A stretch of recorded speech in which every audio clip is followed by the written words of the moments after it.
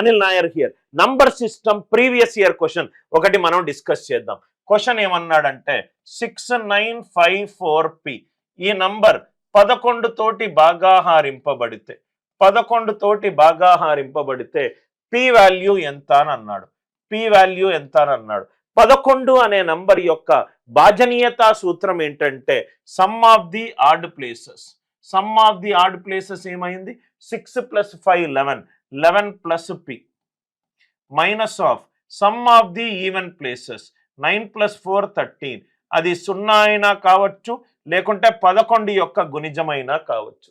అంటే 11 - 13 -2 p - 2 0 అవుతే p value ఎంత అవుతుంది సార్ 2 అవుతుంది.